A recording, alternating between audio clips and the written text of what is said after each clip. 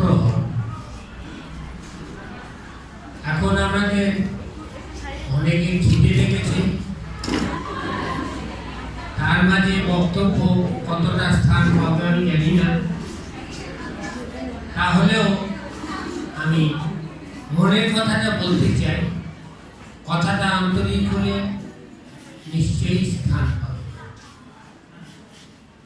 এই অনুষ্ঠানে আমার ছাত্রছাত্রীরা তাদের পত্রিকা এলিক্সির উদ্বোধন করছে। এলিক্সির কথাটা হলো, প্রথমত ওটা মানে ছিল একটা ক্ষত সারাবার যে মল, সেই পরবর্তীকালে এলিক্সির মানে হয়েছে যেটা করলে রোগ সারে। তারপরে আস্তে আস্তে মানেটা বাড়তে বাড়তে মনে হয়েছে যে সেই অমৃত সরসা যেটা দিলে মানুষ মৃত্যু জয় করতে পারে।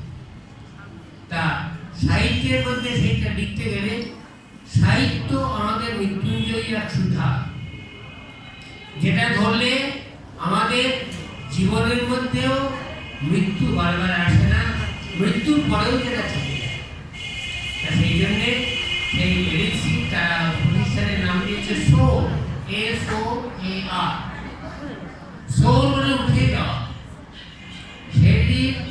সেটি স্কাইলার সোরিং এভার, স্কাইলার কেবল উপরেই উঠে চলে যাচ্ছে।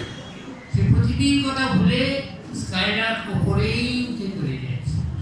সেই জন্য সাহিত্যের মধ্যে আপনাদের এই মরণ দিয়ে বাঁধা যে জীবন, আমাদের মরণ দিয়ে বাঁধা যে জীবন, তার উপরে মনের গভীরে অতন্তরে মৃত্যুর উপরে তাই ডুবে যাওয়ার একটা ক্ষমতা থাকে। সেই জন্যে সেই এলিক্সি আমাদের মনের সুধা হিসেবে কাজ করুন, এইটা আমার প্রার্থনা। এরপর জন্মদিনের কথা বলছি। জন্মদিন এক একজন এক এক রকম ভাবে নেয়। জোনাথন সুইফট নাম শুনেছেন, গালিবার সমস্যার বিখ্যাত লেখা। উনি খুব ঋণাত্মক মনের লোক ছিলেন। জোনাথন সুইফট জন্মদিনে ঘর আধার করে রাখতেন, খাবার পর্যন্ত খেতেন না অনশন। উনি বলেছিলেন যে জন্মেই আমার যত ঝামেলা, জন্মদিন আমার পালন করার খুব দরকার। এইটি ছিল জোনাথন সুইফটের মত। তা আমরা কি সেভাবেই দেখব? না, জন্মদিনকে আমরা অন্যভাবেও দেখতে পারি। জন্মদিন, ধরুন আমি যখন জন্মেছিলাম, বিবর্তনের নিশ্চয়ই কোন একটা ইচ্ছে ছিল, জন্মালে আমি সেই ইচ্ছা পূরণ করতে পারব। কিন্তু বিবর্তন আমাকে কথাটা মুখে বলে দেয়নি। বিবর্তন আমার অঙ্গ প্রত্যঙ্গ দিয়েছে, বিবর্তন আমার মাথা দিয়েছে, মন দিয়েছে, ক্ষমতা দিয়েছে। সেই থেকে নাড়িয়েই জন্মদিনকে গ্রহণ করতে হবে। সেই জন্যে বিবর্তনের সেই স্রোতকে জন্মদিনে আমি প্রথম প্রণাম জানাই। তারপর জন্মদিনে আমাদের সকলকে শুধু কথা জানাবার আগে আমি আমার বাবা এবং মা, তারা দুজনেই প্রয়াতা, তাদেরকে আমি প্রণাম জানাই। কারণ তাদের ইচ্ছা রূপে আমি জন্মেছিলাম। জন্মদিনে মানুষের সর্বপ্রথম যাদের কথা ভাবতে হয় সেটা বাবা মায়ের কথা। তারপর জন্মদিন বলে যে একটা নির্দিষ্ট দিন আমি মানছেন, আপনি প্রতিদিন চলতে চলতে দেখবেন প্রতি মুহূর্তে আপনি জন্মাচ্ছেন, কিছু কিছু কাজ করছেন, সেই কাজগুলো আবার কিছু নেতিয়ে পড়ছে, কিছু হারিয়ে যাচ্ছে, কিছু মিশে যাচ্ছে জীবনে, আবার নতুন একটা প্রেরণা হচ্ছে। তখন সেই জন্মদিনের যে কথা, মৃত্যুদিনের সঙ্গে জন্মদিনের একটা ভাব। প্রতিদিন আমাদের জন্মদিন, প্রতিদিন আমাদের মৃত্যুদিন, প্রতিদিন আমাদের পুরনো অনেক কথা আমাদের চলে যায়, প্রতিদিন আমাদের নতুন কথা আমাদের জাগে। এই যে ক্রমধারা, জন্ম মৃত্যুর ক্রমধারা, এটা পেন্ডুলামের মতো একবার এদিকে আসছে, একবার এদিকে এই যে যারা জন্মদিন, এই জন্মদিন আমাদের মাধুর্য নেই। এই পৃথিবীতে থেকে একই সঙ্গে জন্ম মৃত্যু এবার আর ওবার দুটো কাকে দেখতে পাচ্ছেন, এটা আপনার বড় ভাগ্য। এরপরে কি হবে তা জানি না, মৃত্যুর পরে কে কোথায় যাবে, জন্মান্তর বলে কিছু আছে কিনা, সেটা হবে কিনা তা আমরা কেউ জানি না। কিন্তু আমরা যারা সাহিত্যের ছাত্র, তারা নানাভাবে আমরা লিখে যাই, বলে যাই, ভেবে যাই। এটা জানি যে দেহটা না থাকলেও মনের কিছু কিছু খণ্ডাংশ যদি মন দিয়ে ভেবে থাকি, আমি যদি প্রাণ দিয়ে ভালোবেসে থাকি, তাহলে সেই জিনিস কোথাও না কোথাও কোনো না কোনোভাবে থেকে যাবে, পুরো ফসিল হয়ে যাবে না। সেই জিনিস থেকে আর নতুন আমিও আমি থাকবো, কিন্তু জন্মদিন চিন্তা ভাবনা থাকবে, সে কথাটা ভোল আর পশুপতি মানুষ ফেলে দিল, বোধ থাকে পশুপতি থাকে। তা সেই জন্যে সেই যে ভোল আমি ছাত্রদের মধ্যে বলেছি, সেটা অনেক ভোল তখন থাকে। একবার আমি তখন স্কুলে কাজ করতাম, আমি 17 বছর স্কুলে কাজ করেছি, 20 বছর কলেজে কাজ করেছি। এটা ভাগ্যের নানা বিপর্যয়ের মধ্যে থেকে আমার হয়েছে। ভাগ্যের বিপর্যয় তখন আমার মনে হতো, এখন আমার মনে হয় না ভাগ্যের বিপর্যয়। এটা জীবন, জীবন কোন সময় উঠতে পারে, কোন সময় নামতে পারে, কোন সময় নাতি হতে পারে, কোন সময় শান্তি হতে পারে, এটা জীবন। সেই জন্যে সেটা ভাগ্য বিপর্যয় এটা মনে করে খেদোক্তি করার, সেটা জীবনের লড়াই। সেই জীবনের লড়াইয়ের মধ্যে মরার বাঁচা, এবার আর ওবার একসঙ্গে দুটোকে দেখার একটা আনন্দ।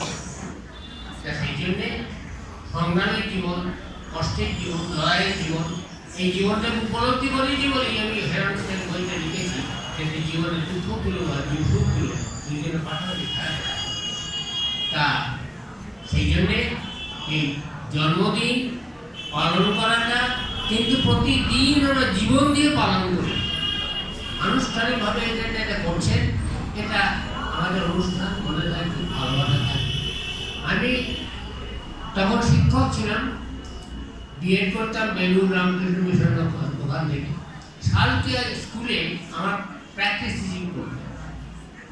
তা প্র্যাকটিস টিচিংয়ে আমি ক্লাস দিচ্ছি, তা সেখানে পিছন থেকে কিন্তু গাইডটা লিখে দিয়ে গেলেন যে the teacher is sharp, excellent, but the students do not follow. মানে ছেলেগুলো গোলমাল করছে, তারা কথা শুনছে না। সেই জন্যে এই কথা মনে রাখবেন যে টিচারই কেবল ছাত্র তৈরি করে তা নয়, ছাত্ররাও টিচার তৈরি করে। যেসব ছাত্র মন দিয়ে শোনে, মন দিয়ে ভালোবাসে, তারা শিক্ষককে সার্থক করে। সেই জন্যে ছাত্ররা তারা আবার গুণমুক্ত হবে, আর শিক্ষক ছাত্রের গুণমুক্ত হবে না, এই কথা কখনো ঠিক হবে। শিক্ষকও ছাত্রের গুণমুক্ত।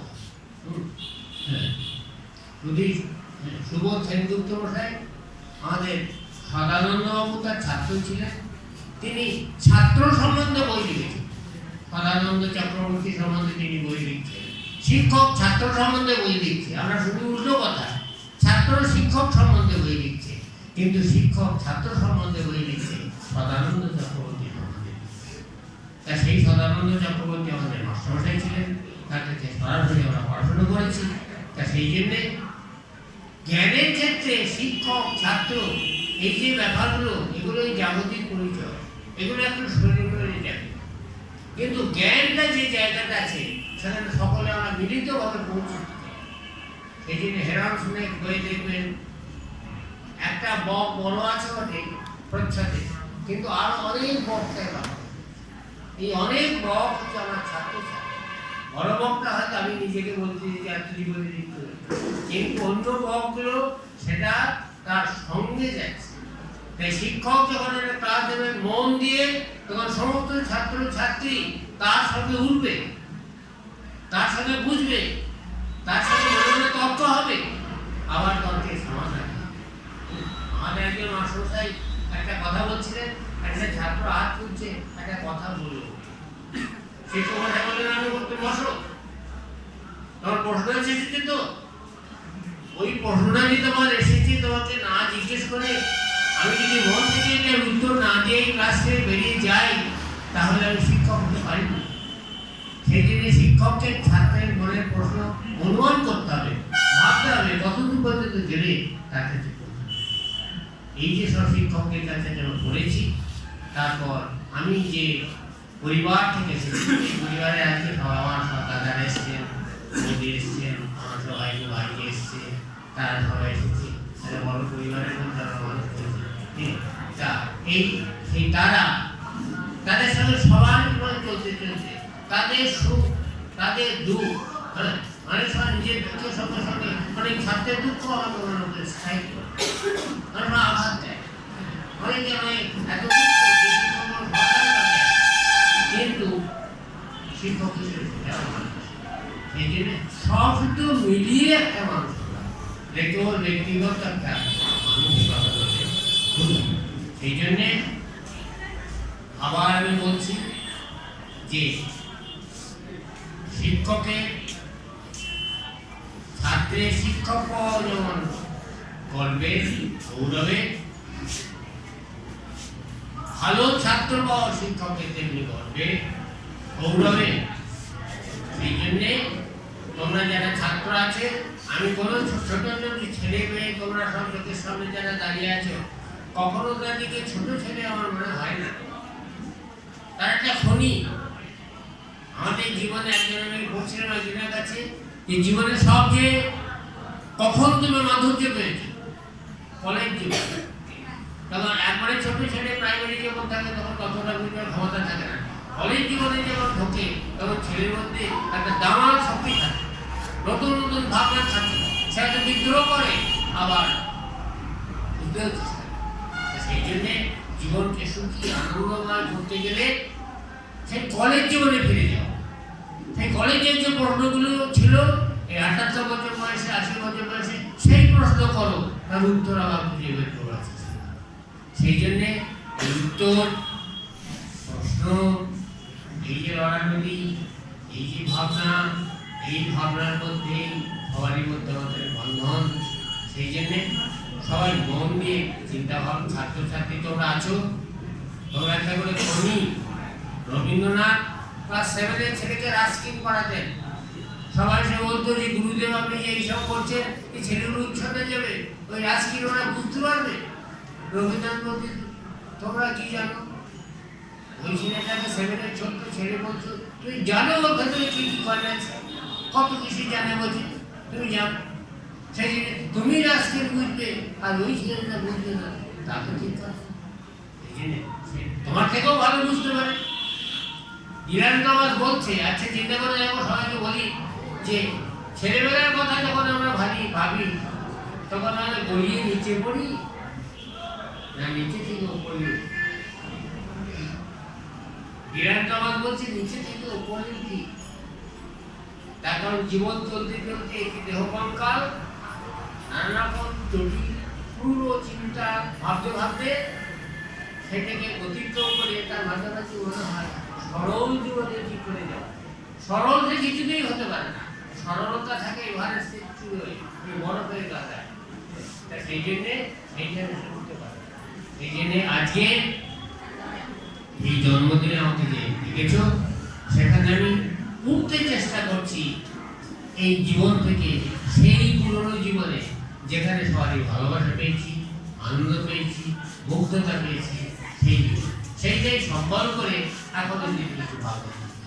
আমার জন্য যদি কেউ কিছু ঈশ্বরের প্রার্থনা করছে, সাহস বা চান, তাহলে এইটাই প্রার্থনা করেন যেন আমি এই ভাবতে ভাবতে চলতে চলতে লড়তে লড়তে, ঠিক যেমন বাতাস বয়ে যায় তেমনি করি।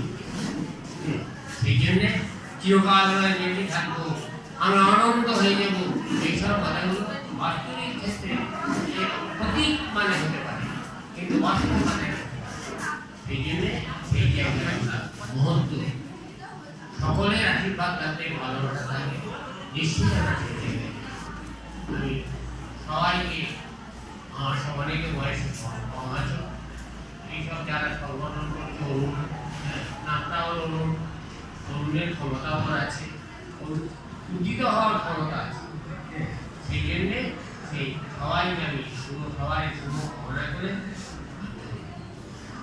সাধু সাধু।